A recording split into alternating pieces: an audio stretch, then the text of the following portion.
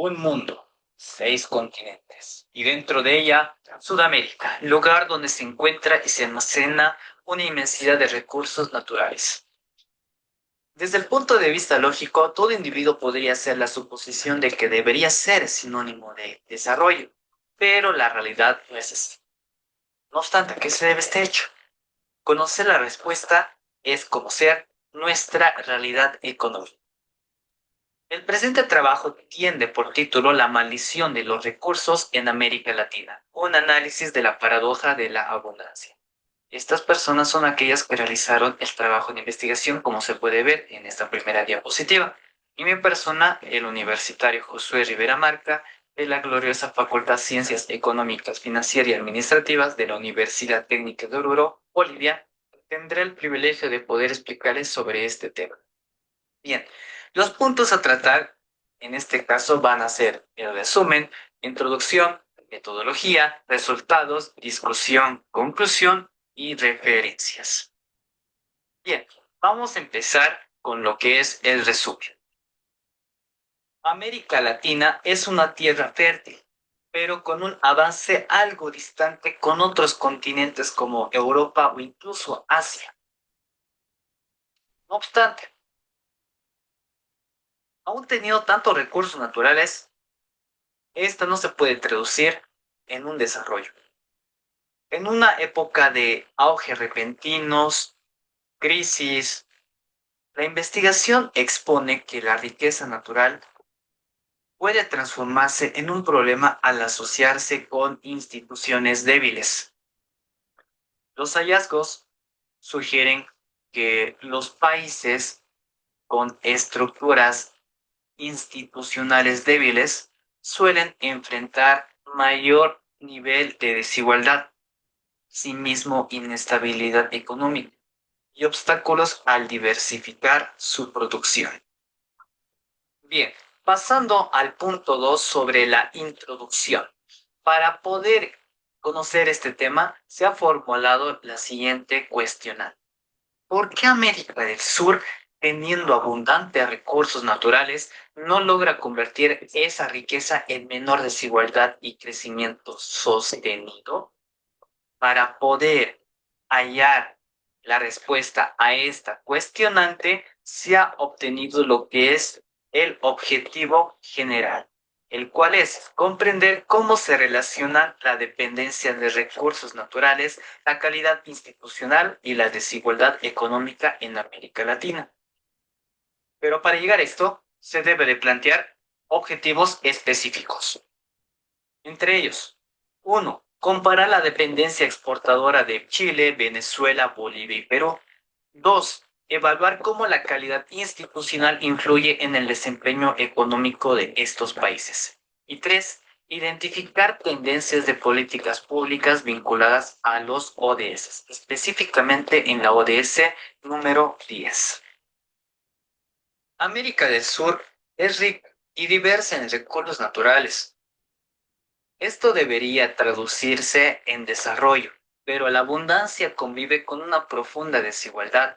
Según NAR 2025, explica que las naciones ricas solo pueden evitar desastres si adoptan una planificación integral que conduzca la riqueza hacia el bien común.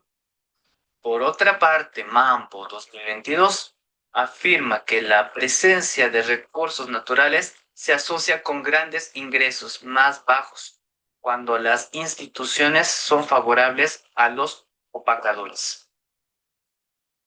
Por lo tanto, el destino económico de un país no está escrito en su geología, sino en la arquitectura de su estado.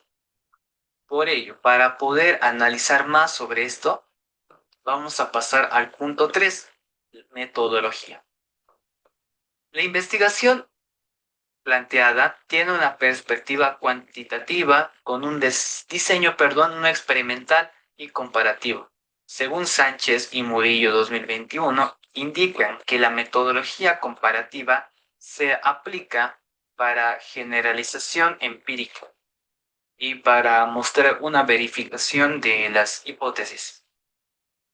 Se tomó en cuenta un muestreo intencional, no probabilístico, de Chile, Venezuela, Bolivia y Perú.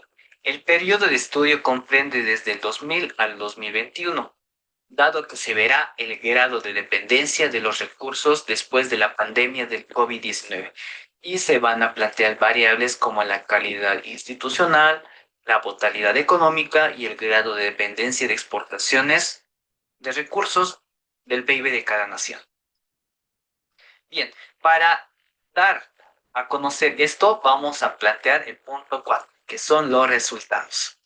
Como subtítulo 1 vamos a hablar sobre la maldición de los recursos.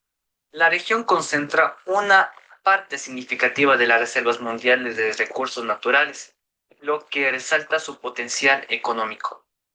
Como se puede ver en la figura 1, se demuestra lo siguiente. En América Latina se ha visto de que presenta un 20% de reservas de petróleo, un 25% de metales estratégicos y lo más crucial, un 52% de litio, que es importante para la transición energética, y asimismo un 30% de bosques de lo que son primarios. No obstante, teniendo tantos recursos, América Latina no presenta un desarrollo sostenido. De aquí es donde viene la paradoja. Si realmente los recursos de América Latina es una bendición o es una maldición. Pasando a otro punto, nos vamos a basar en el síndrome holandés.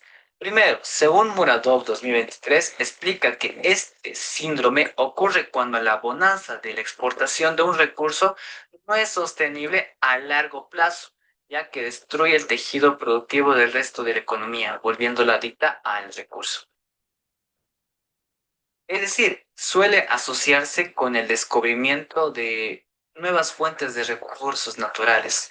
Este concepto nace por la década de 1960, de ahí viene su nombre de Países Bajos. Es decir, un país se puede volver adicto a un recurso y ya no se centra en lo demás que puede generar ingresos dentro de esa nación. Bien, pasando a otro subtítulo, nos vamos a basar en la dependencia de los recursos.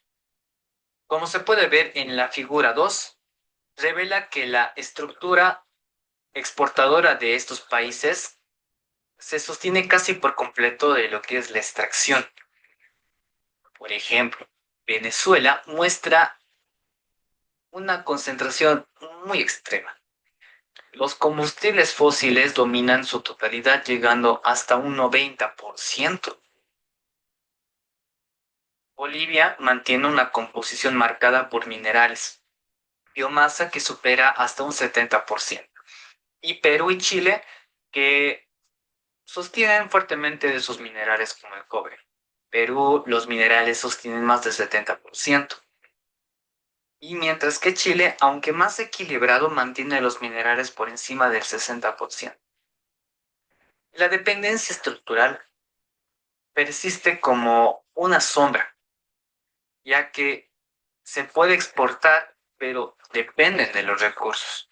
Ahora aquí la pregunta es, ¿realmente América Latina habrá sufrido esto recientemente? La respuesta es no.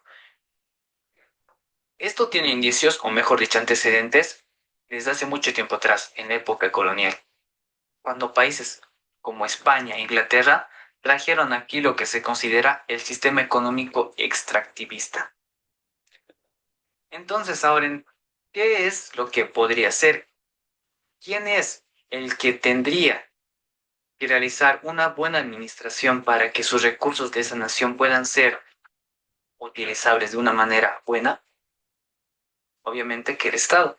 Hay diferentes sistemas económicos, ya sea comunista, capitalista, socialista, pero el sistema institucional es crucial para esto.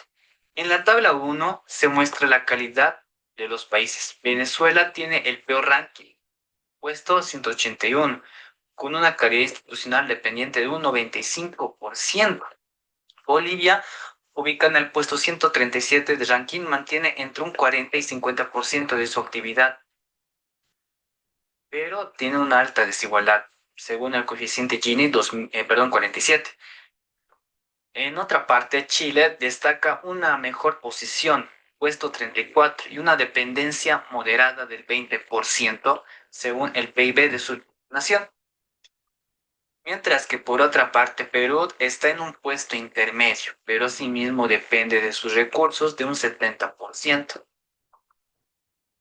Se puede demostrar de que los países con menor calidad institucional tienen economías fuertemente ancladas a los recursos naturales.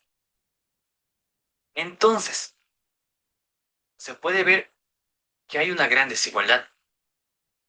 Y es por esa razón que se ha planteado lo que es la Agenda 2030. Es por eso, para cumplir el objetivo específico, vamos a hablar sobre el progreso de las ODS número 10.